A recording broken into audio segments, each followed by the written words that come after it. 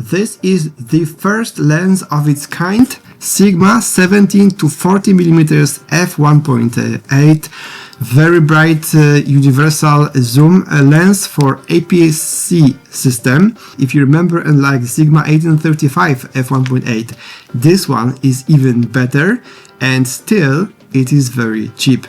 I checked this lens in practice making pictures and videos, and I will tell you, is it worth to buy this lens?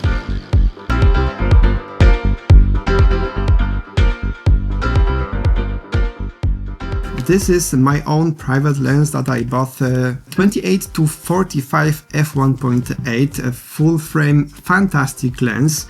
And we can say that the new Sigma 17 to 40mm f1.8 is like its similar version for APS-C cameras. However, as you can see, it's much smaller. It's very lightweight because it weighs a little bit more than 500 grams. As you can see, it's also smaller from this perspective. However, it has the equivalence, wider equivalence, because it's 25.5 to 60mm, the equivalence for the full frame. So we can see this is a really interesting lens for all of those who want to use APS-C cameras. Sigma 17 to 40 is a lens which is available with many mounts. First of all, of course, Sony, but also L and Fujifilm X, but also with Canon RF. And this is a very good information for all those APS-C Canon shooters, because this will be probably the best lens in the system, definitely. But even if you are shooting with Sony or Fujifilm, this is also a great proposition for you, and let me tell you why. If you like the old Sigma 18 to 35 lens, which was used by many videographers, photographers for many years, you will definitely love this one, because this lens has all the same good features of its previous version, but adds more improvements, better quality, and even wider focal length. First of all, as you can see, it's very small. The previous one was much longer, much bigger. Here you have 67mm diameter. In the previous version it was 72. But what is even more important, this lens weighs a little bit more than 500 grams depending on the version. It is 525 grams up to 560 grams with a Canon RF version. The weight of the previous one was 810 grams, so almost twice more. The length of this lens is 72.9mm when the previous one was 78mm, so it's also much shorter. And together with a body like this, Sony A6700, this looks very nice. It's very comfortable to hold, very comfortable to shoot, even like from the viewfinder or like that. It's a great set that I would love to use for traveling, for vlogging, for daily use. With this lens, I use it only for clients' work, for recording videos at my YouTube, because it's too big, it's too heavy, and I'm not really like it. Of course, it's very good quality, and that's why I use it, but I would never take it to the trip for a week or two or a month. This one is a completely different story. I would love to travel with this set. What you can also notice is that when we change the focal length, nothing goes up. It's an internal system, so it's also very resistant for any dust or things like that. It's also preferred, this kind of construction is preferred by those who shoot on the gimbal, because if you change focal length from 17 to 40, you don't have to recalibrate the gimbal. The design and construction is very similar to all the new Sigma lenses, the same style. However, you have the new fonts here, the new design of Sigma brand, but the construction is similar. The first ring is used to change the focus manually, then we have the focal length, and the third ring is for changing the aperture number from f1.8 to f16, and also automatic. However, you can also declick it with this little switch. It runs very smoothly now, very good for the video. However, there is also one more switch here on this side, and if you put it to auto, you can block it and then change the aperture in the body of the camera. There's also other switch here, autofocus, manual focus, and two more functional buttons, as we can have it also in many other Sigma lenses. However, this construction and functions a bit different when we are talking about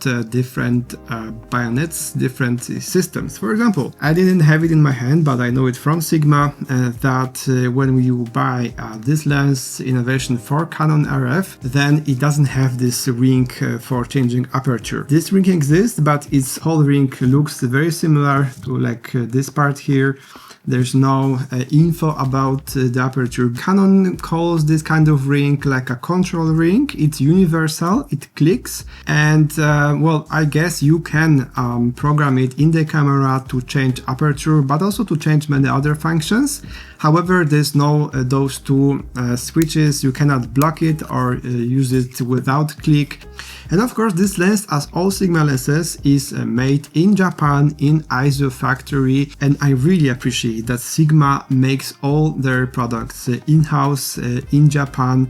The price of this lens is around 1,000 euro. I know the Polish price, so this should be around 1,000 euro.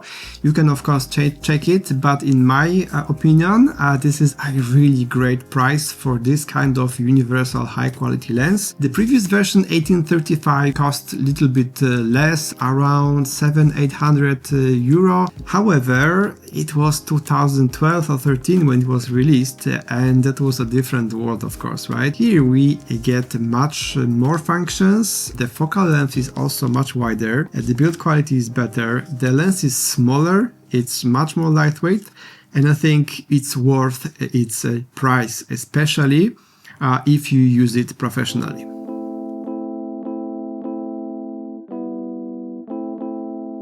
Okay, so let's now check the quality of pictures and videos that comes out of this new Sigma lens. Let's deep dive into my tests. So first we'll look at the amount of details that this lens is giving us. We'll start with 17mm f1.8. As you can see here, this picture in the center is very sharp, very detailed. It looks very good. It's not as good as in the corners.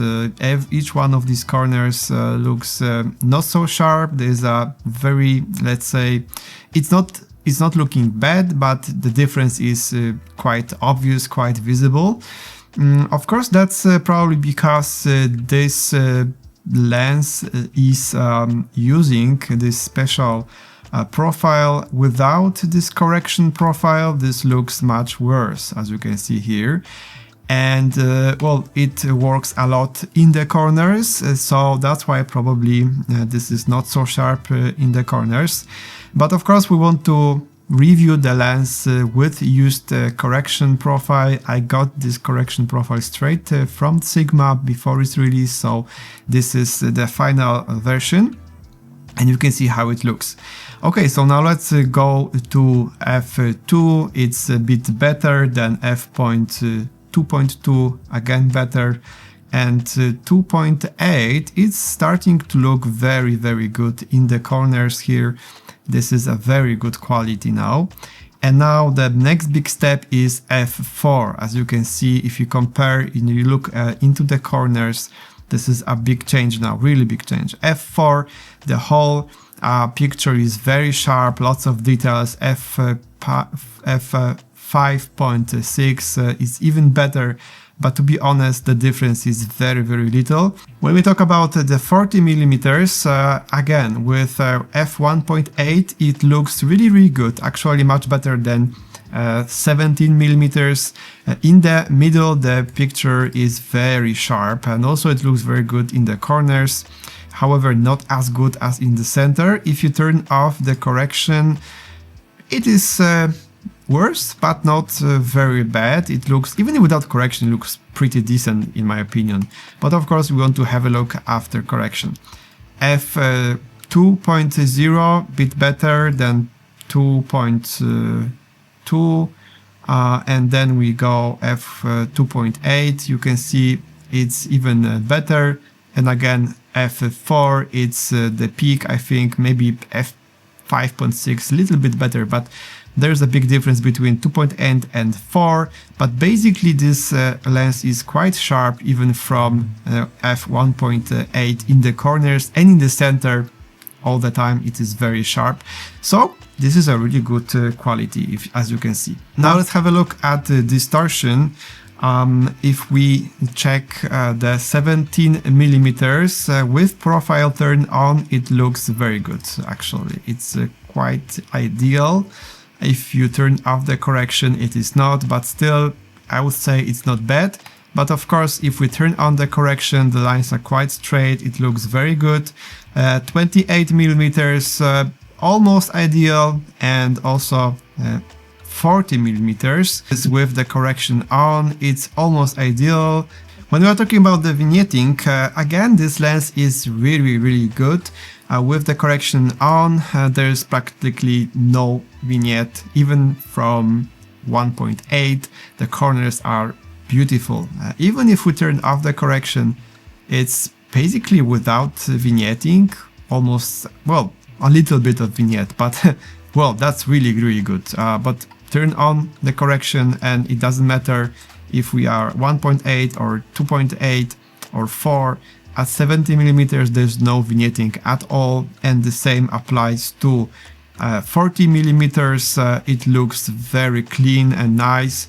So this, when you're talking about vignetting, this lens is almost ideal. Now, when it comes to working with the light against the very direct light, it's very difficult to get any flares from this lens, to be honest. And if they appear, you have to have really strong direct sunlight, and then they look really nice. So basically, this optically, it is a great performance. This is a really well corrected lens. I was really pushing hard this lens to get some flares, but it was hard for me to get any of these. However, when we talk about chromatic aberration in situations like this, for example, when there is some water and direct sunlight flashes from the water, you can see there is a little bit of chromatic aberration, even with the correction turned on. However, this is very delicate, and I don't think this makes any problem at all, because you can also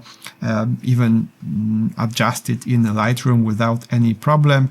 Same applies to 40 millimeters. I didn't have any problem with that. However, when you talk about this kind of aberration, this looks a bit different. Even with correction turned on in the photo mode, you can see some different colors at those white lines. Those lines were not in the focus, they are colored. There's a very vivid aberration. Of course, it depends on the frame. This looks a bit better at 40 millimeters, but it is visible. And at 17 millimeters, it is a bit better. However, still it is visible even at the higher apertures. It's worse when we turn on the video mode and try to record those kind of frames. Then the aberration is even more vivid. I think it's because somehow maybe the camera cannot adjust it in a video. I don't know, to be honest, but it is quite vivid and intense. Now, speaking about bokeh, this bokeh is nice. However, I don't think it's my favorite kind of bokeh. It's quite intense. It's not very smooth. It's quite intense. You can also see the shape around the bokeh. And well, I'm not the biggest fan of this kind of bokeh. However, well, that's a subjective opinion. Let me know, what do you think? At 70 millimeters, definitely you can have a really intense bokeh. At 1.8 and it goes up, it's looking good even at f4. If you're talking about 40 millimeters, it's quite similar, and you can clearly see that there is some kind of more intense bokeh in the background, and there is this pattern around the bokeh shape, which is not ideal for many. And also you can see the cat eye, very clear cat eye in the corners. In my opinion, I think it looks nice because the main object is super sharp and the background is well blurred, but I'm not the biggest fan of this kind of bokeh. I think you can easily use this lens for kind of cityscape photography or landscape photography. You can see here a picture from my city, Wrocław in Poland, that was made just in a dark environment with those beautiful stars as lights. It looks really good, and well, this is a nice lens for this kind of photography.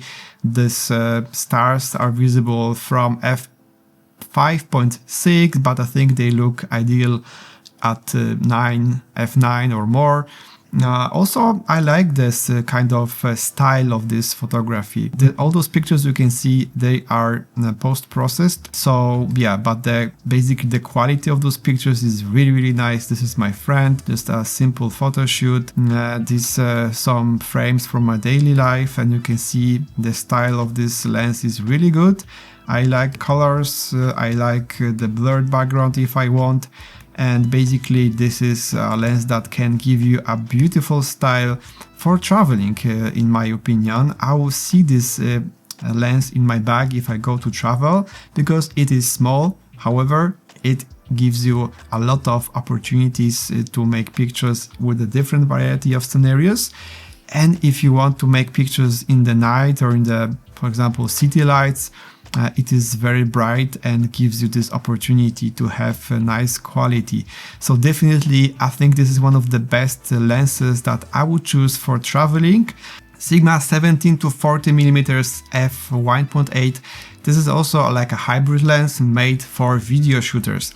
So it has this very fast autofocus motors, which are super silent, and you can use them with like a shotgun microphone, and you will not hear any noise. Also, it is very smooth, very fast. It works well with recognizes faces and eyes.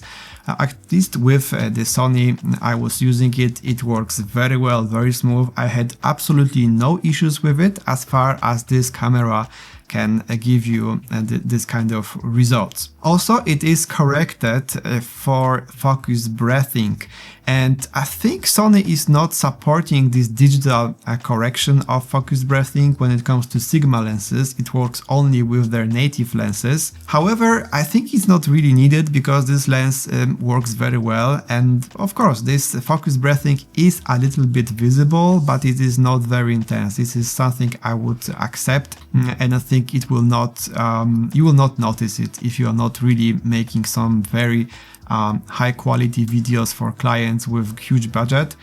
For like YouTube or like smaller clients, this kind of focus breathing is totally acceptable. So to sum up this review, I think Sigma 17 to 40mm f1.8 Art is a really great lens, and for me, if I would be, let's say, a Sony shooter or Fujifilm X shooter or even Canon RFS shooter with APS-C sensor, I would definitely like to buy this lens, and especially if I would like to travel or have like a daily lens for everything with a great quality. I see this lens also in the bag of someone who, for example, is a hybrid shooter, also have some APS-C camera as a B camera or C camera, and this lens will be ideal for that solution. I think it's also a great choice for YouTubers who want to have a really nice quality without a huge lenses like my Sigma 28 45mm.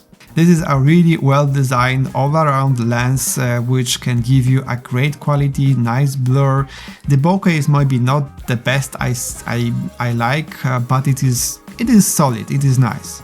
Please let me know below in the comments what do you think about this lens. Would you like to buy it or not? Thank you so much for watching this video. Please let me know below in the comments what do you think about this new lens. Leave the thumbs up, leave the subscription if you didn't do so already to support my work at this my private channel. I really appreciate your comments and support, and yeah, see you in the next videos at my YouTube channel. Bye bye.